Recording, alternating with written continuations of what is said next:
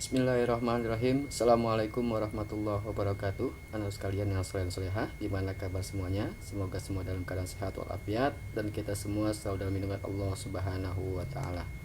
Nah, anak sekalian, pada kesempatan pada kita kali ini kita akan membahas mengenai bersuci dari hadas dan najis.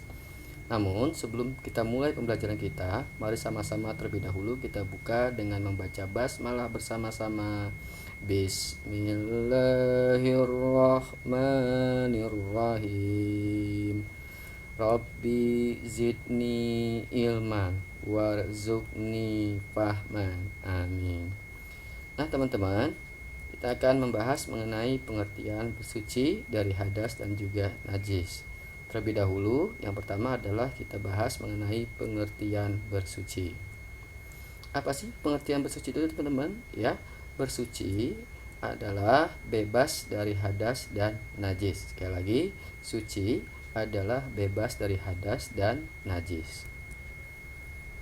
Adapun hadas adalah keadaan tidak suci pada seorang muslim. Dan najis artinya adalah kotoran, teman-teman, ya.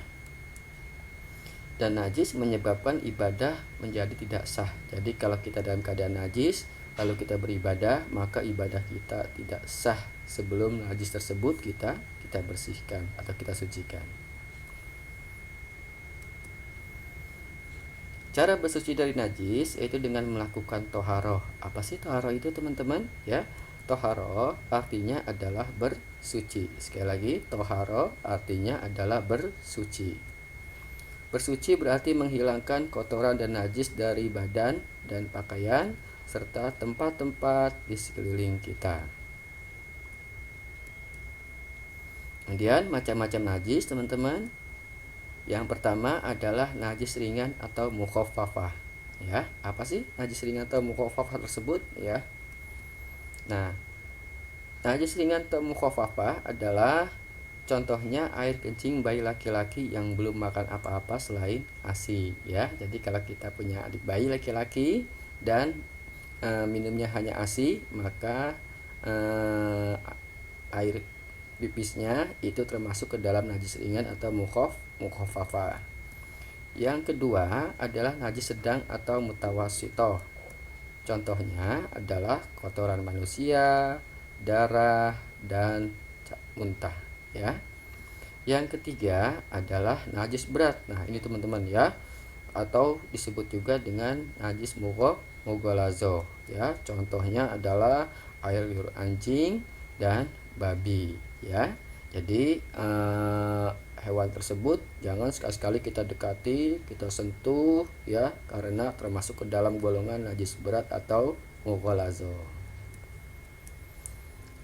Nah, adapun cara bersuci, yang pertama adalah bersuci dari hadas dapat dilakukan dengan berwudu. Jadi kalau kita dalam keadaan berhadas, ya, atau hadas kecil, maka dapat disucikan dengan berwudu.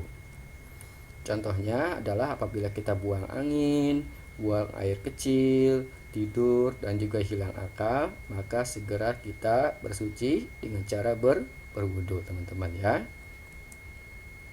Yang kedua, bersuci dari najis dapat dilakukan dengan tergantung dari jenis najisnya, ya. Jadi tadi ada yang najis tergolong najis mukhaffafah atau najis ringan, ada yang tergolong najis mutawassithah atau najis sedang, dan ada yang tergolong sebagai najis berat atau najis mughalazo.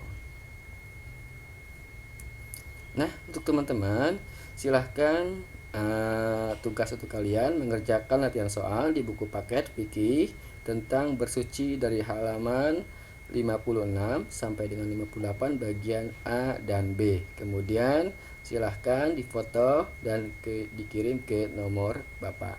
Nah, untuk teman-teman, pembahasan hadas dan najis ini nanti akan berlanjut ke bagian kedua, ya. Jadi nanti akan kita ikuti pembelajaran berikutnya tentang hadas dan juga najis, ya.